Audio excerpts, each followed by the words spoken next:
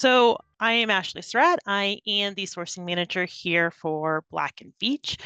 And so today I'm going to, like you said, I'm going to talk a little bit about how you can quickly learn some new industries and also incorporate some of those techniques and to create sourcing strategies as well.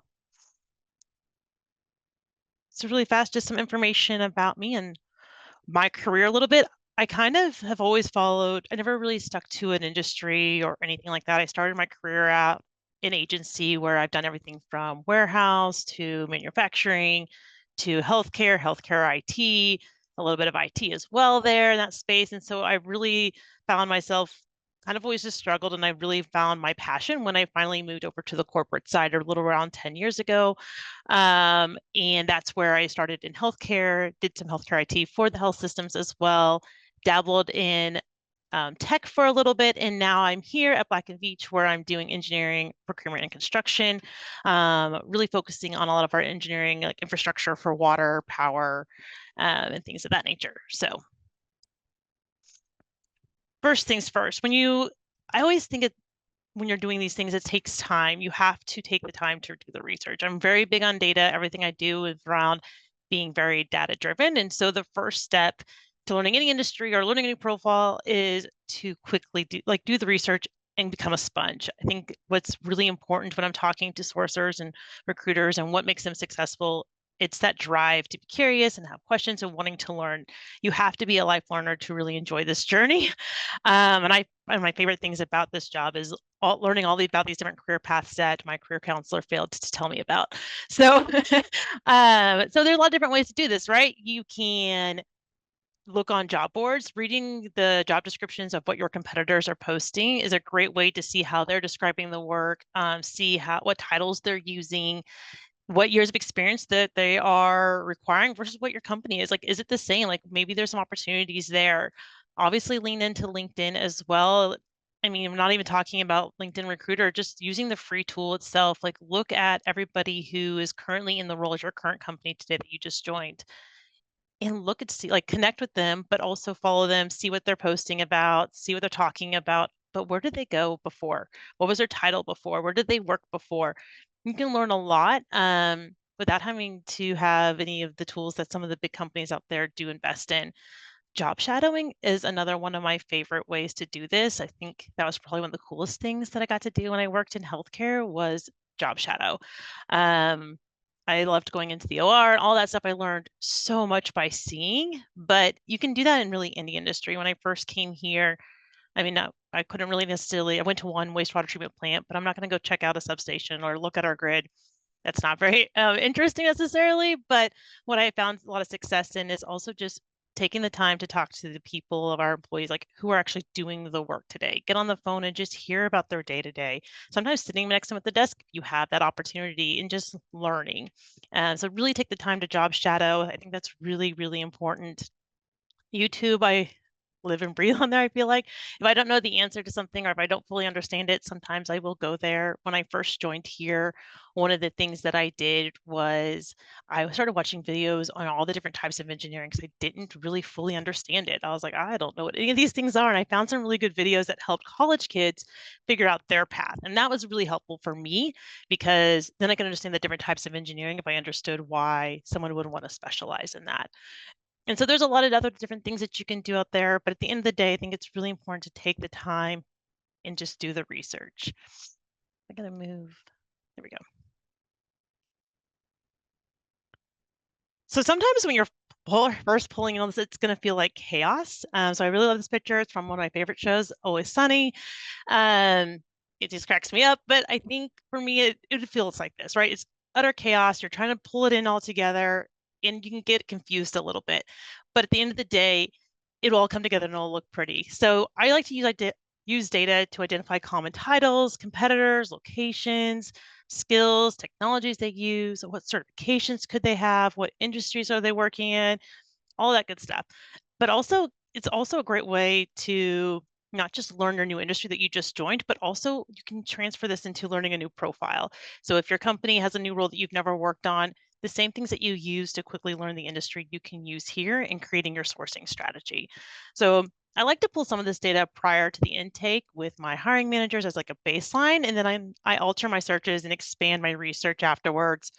Um, but really during that call, you can use the data that you gather to kind of help guide the hiring managers during that intake call. Like when you're open to reload, like, no, you have some data to back it up. Like, well, I did pull some preliminary data. It shows that if we were to reach out to people in St. Louis, then maybe they're more likely to relocate to Kansas City. We might actually have opportunities to hire because there's not very many people here in Kansas City with those skill sets. And so being able to have data to drive those conversations with your leaders is going to be really, really important.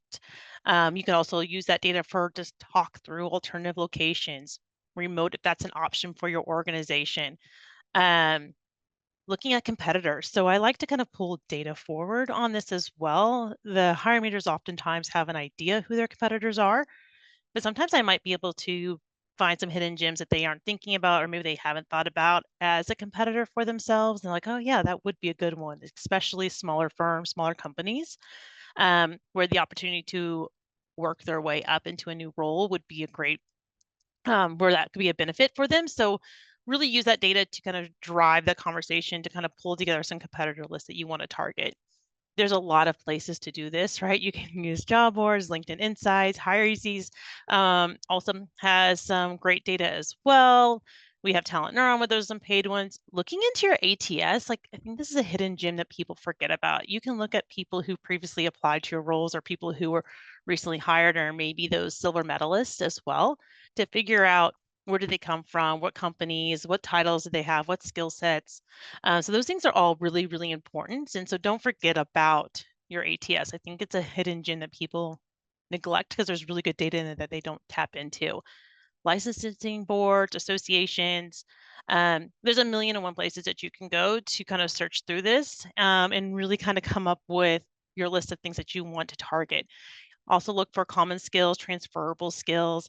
This is really helpful, especially with technology. So I bring this to the table a lot. I'll research competitors for the technologies that we use. So for an example, for this group, if they really want somebody who specializes in Workday, could someone with iCIMS or another, ATS technology experience do the work? Why not? Like, right? So think about all of those things that you can use in your strategy. I think that's also really important when you are doing your research and kind of pulling together. Because once you bring the data together, it will be clean and pretty, I promise. So this is what it looks like, right? Like you're at your intake and it's beautiful and that chaos, that storm behind you is there in the back of your mind maybe, but it's gone. So really take advantage of this time with your hiring leader to ask questions, build trust, and really show them that you did your homework. And I always say, if your hiring manager can't sell you on the role, and then you can't sell it. So really push them to sell you on why they should work with you. Like why would somebody want to be on their team? And if they continue to give you those generic benefits and opportunities, make them dig deeper. Keep asking why, ask for more, tell me more until you get the answers. Because at the end of the day, you have to help them be able to sell the role. You can't be the only one doing it throughout the process. I always like to end my intake call though too, with the expectation at, hey, like I'm gonna go back, I'm gonna do some additional, pull some data together, pull some other research, but if I have other questions or need more clarification, I'm gonna reach out. Because I never want them to assume that I'm walking away and I 100% know, because I don't always. Sometimes I get in there and I have no idea. And I'm like, okay, I think I know. And then you just start digging through it and you learn a lot when you start actually doing this. So show them that you listened, show them that you did your homework, but let the data drive the conversation. If they want A, B, C, and D, say, okay, great.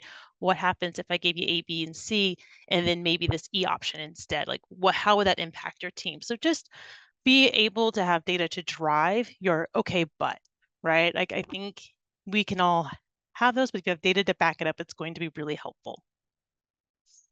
So bring it all together for your strategy. So now you did your research, you learned the industry, you have a great idea of this profile. Now, what are you going to do with all of this?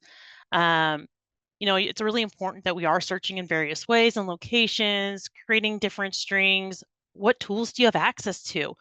And I always say start with low-hanging fruit, right? Start with the ATS, always look in there first, and then start working your way out. Um, Fail fast, rinse and repeat. I always think it's really important to try and try again. So think about what locations are you going to target? What licenses, certifications, competitors, things we've already talked about. Um, but may have a plan. I think sometimes people forget to kind of come up with a plan. They just say, okay, I have all these things, and they just go. I think it's really important that people have a strategy, they have a plan, and a way to measure their success, right? Make sure you evaluate your results, make the changes, the pivots that you need to pull through the process, but also make sure that you are identifying what's working and what's not, so you can kind of pivot and make those right changes. So this is just an example of what I kind of use to kind of help me process that all of it, right? Like to make sure, okay, these are the top 5 locations I'm going to target, but I'm going to search on ATS. I'm going to look in LinkedIn. I'm going to search in these tools, and then I'm going to look for people who work for these companies with these associations or these certifications. And I continue to do that for locations. I'll do that for different skills. I'll do that for all different pieces of the strategy. So my Boolean strings are constantly always changing how I search for all these different things. And so you have to search in various ways and have various keywords. I think it's also important to think about acronyms, right? So one things I learned here was a wastewater treatment plant is something that we continuously look for that skill for, but WWTP is an acronym that's very commonly used in the industry. So now I add that to my search strings. And so as you continue to learn these new things that you want to add to your strings that would really help you expand that net, keep track of it somewhere. Whatever that needs to look like for you, organize it. So now you have your data, you know your profile, you have some ideas of your strengths, you know what you're going to be looking for, but now what are you going to say to them, right? And so I think this is where I know that templates are important, but you also need to save room for that personalization. So leaning into what Martella talked about just a little bit ago, understanding their drivers, what do we have to offer them, really understand what your company's EVP is. And I always say 80-20. So 80% is a template selling the company and why work for your organization. The other 20% is talking and personalizing to that particular candidate. So here's a quick example of what my templates look like and how I do my campaigns. So first paragraph is all about personalization and that reach out, really talking to them, kind of stroking their ego a little bit, really being personalized to them. The other pieces are kind of the same thing, right? Why join my organization, who they get to work with, all that EVP stuff, and then my call to action. And then you can see a little bit about my campaign series. I think the one thing here is, once again, not just sourcing in various ways, but messaging and connecting with people in various ways. In mails and emails, cold calls. I know I still do the old school cold calling, but my emails 1 and 3 are actually my most open messages. So I think that's really important to think about as you're doing your messages. So when people are like, oh, they never reached out. Well, how many did you send? Because sometimes you have to do more than one. So I think that's really, really an important piece. And teamwork. If you are on a team that is sourcers and recruiters, it's really important to work together. I think sometimes we feel like it's competition and we miss out on the opportunity by collaborating. So make sure that you are truly partners with one another, using each other's strengths in various ways. Respect boundaries, celebrate each other, and deliver results. Like, bring them talent. I think one thing that sometimes people think about is, oh, the sourcer didn't fill it, the recruiter did. No, both did, because if the hiring manager got to interview 4 people, 2 were from sourcing, 2 was from the recruiter, that somebody that applied directly, that hiring manager never had the opportunity to say, I want to see more profiles. So you both closed you got the position filled together. So it's really, really important to think about that. And it's not just who won the offer. It's, did we get enough candidates in the pipeline for the manager to make the right decision to find the best talent for the role?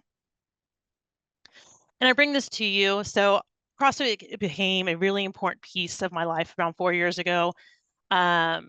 If anybody wants to talk me through that, we can definitely do. But I think the world-class fitness in 100 words really impacts me, and not just fitness. Um, you can use this to really look at any aspect of your life, right? So if you practice anything, and you practice right, you practice consistently, you're going to be better. Same thing with sourcing. So you have to practice your skill set, practice in finding different sources. So techniques and things that worked in industry ABC is not going to work over here, or maybe it can, right? Like, how can you twist it? Or what can you do to find something similar and learn from that? I also, you think about like short and intense sessions. Somebody else earlier today talked about time blocking. That's a huge piece of my strategy. I time block all the time and say, okay, I'm going to close out my Outlook. I'm closing out my Teams. I'm going to prevent distractions, and I'm going to focus just on sourcing. And so, Variety, I've talked about this sourcing in various ways already today. So you can see there's like this trend of things that you can pull through and using in variety aspects of your life. So as a sourcer recruiter, you have to be ready for everything, all new challenges, and practicing your technique in various unique ways will make you stronger and will make you be able to handle anything that the business throws at you. So from here, I give you guys Ashley's Elite Sourcing in 100 words. So research, learn your industry, the job market, and a candidate profile. Exercise, practice sourcing in various sources and techniques, master the Boolean language and the art of messaging to connect with professionals, search, identify, and connect with people more. Source in a variety of ways. Don't stick to just one way of search. Keep sourcing sessions short, intense, and focused. Block time for short and focused sourcing sessions. Learn new skills. Never stop learning. Attend webinars. Try new techniques. Stay relevant and improve your skills.